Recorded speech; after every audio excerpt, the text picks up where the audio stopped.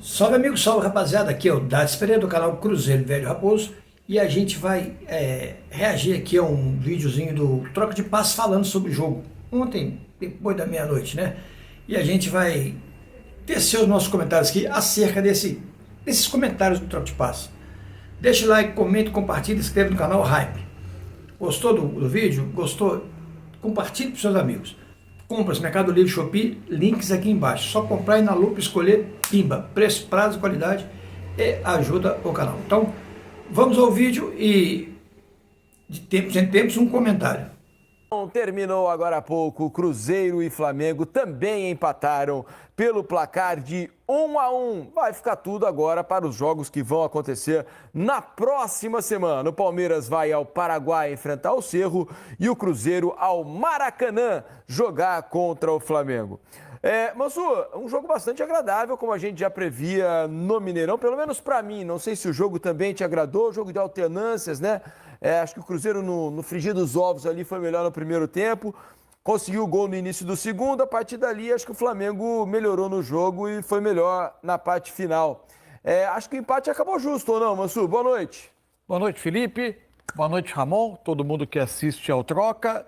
O jogo agradou, foi um jogo bom de assistir, não foi um jogo espetacular, porque, no fim das contas, os dois times moderaram os riscos que estavam dispostos a correr. O Flamengo não deixou de ter a sua identidade ofensiva, de um time que tenta, busca jogar quando tem a bola, mas também não se atirou totalmente. E o fator casa no Mineirão também não fez o Cruzeiro se atirar correndo todos os tipos de risco contra um adversário tão poderoso do outro lado. Então foi um jogo em que os dois times moderaram riscos. Acho que em nenhum momento a gente teve uma enorme superioridade de um lado sobre o outro. Talvez o Cruzeiro no primeiro tempo tenha tido a melhor sensação de gol naquela bola invertida da direita para a esquerda.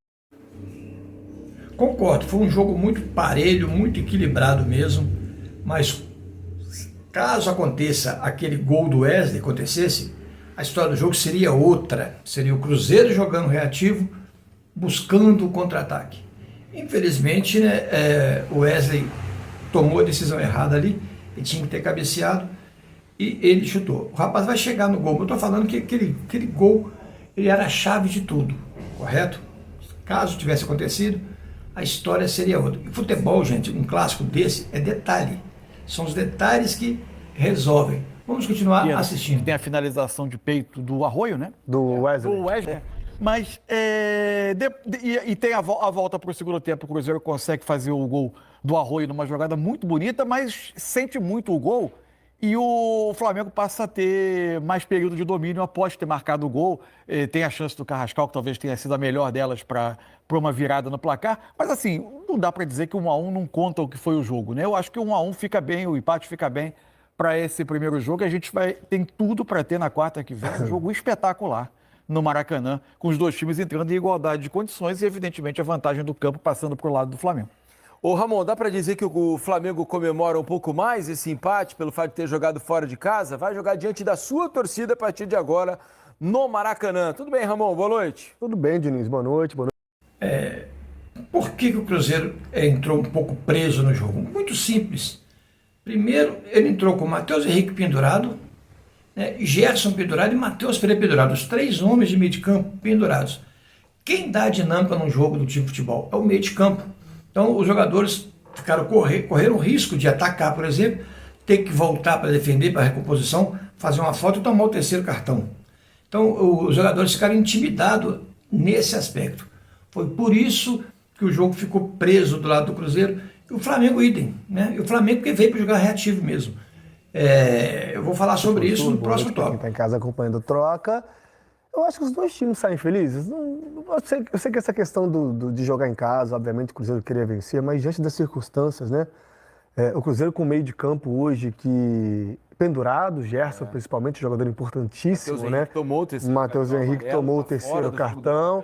Então, assim, já é mas tem a volta do Lucas Romero, o Cruzeiro ganha um pouco mais de vitalidade, um pouco mais de força, porém perde na questão do dinamismo, né? Na qualidade do jogo mais curto ali. Nem duvidaria que o Lucas Romero fosse o titular no Maracanã com toda a disposição. Também não. Também não. Acho que seria o mais provável, né?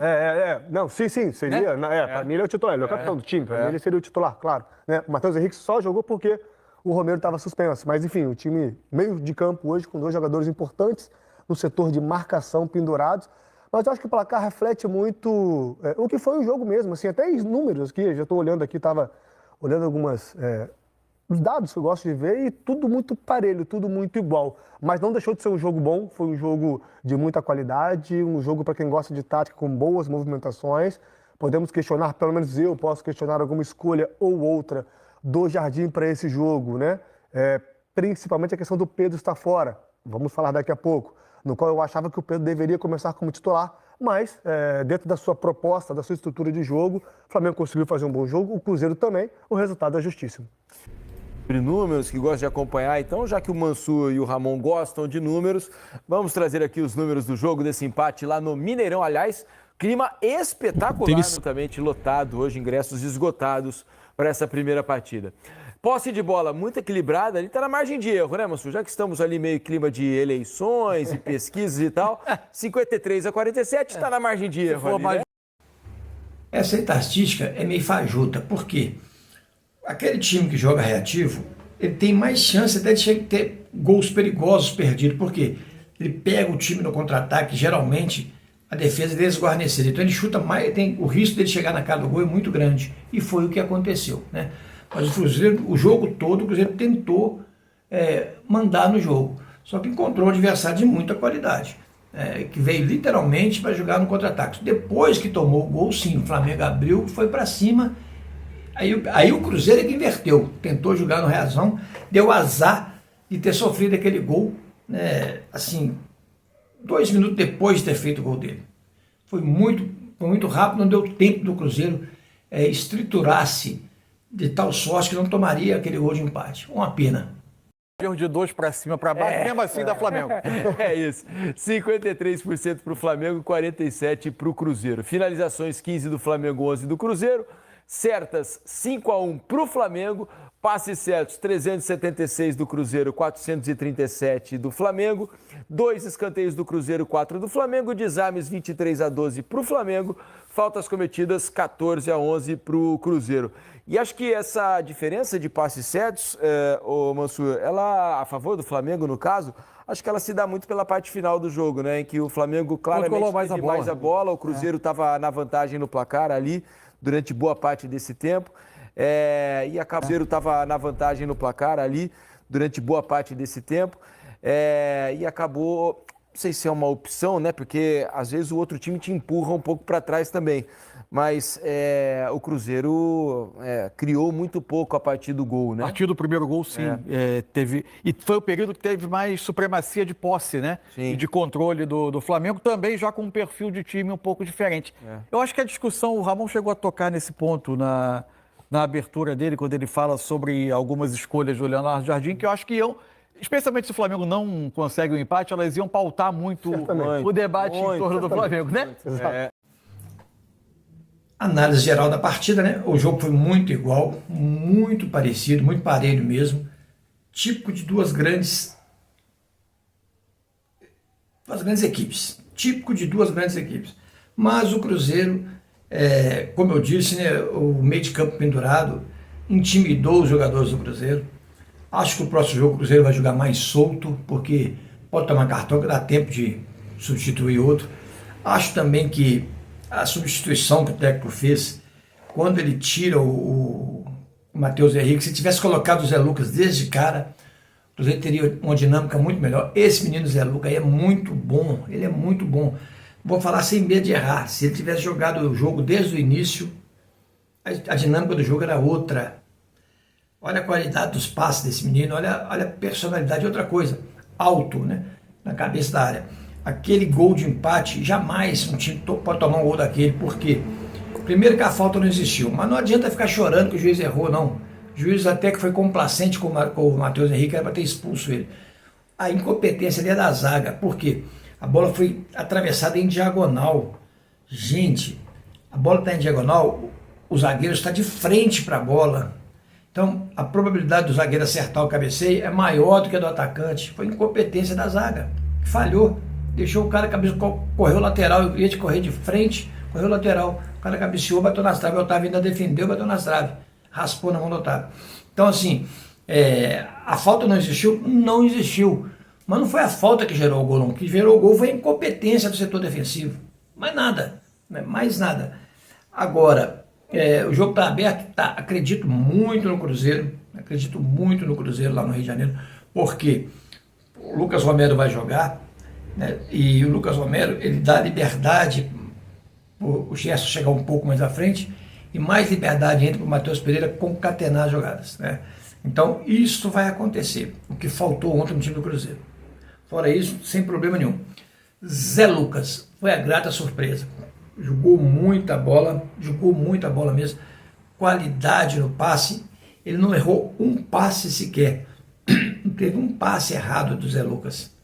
Ele acertou todos os passes. E outra coisa, ganhando os combates de frente da área, ele ganhou todos, não perdeu um. Se o Deck tivesse tido coragem de lançá-lo desde o início, a história do jogo para o Cruzeiro seria com certeza outra. Mas fica de exemplo, né? Com relação à bronca do Arroio, né, tem entrevista do técnico, ele falou, não, normal, eu chamei a atenção dele, mas é normal, ninguém gosta de sair num jogo desse. É normal, gente, não vejo nada de errado, não. Até porque eu também não o tiraria, não. Eu não tiraria do jogo se fosse eu técnico. Tiraria o Caio Jorge, estava mal, eu colocaria o Lúcio. Mudava, fazia uma mudança, igual o Flamengo fez, né?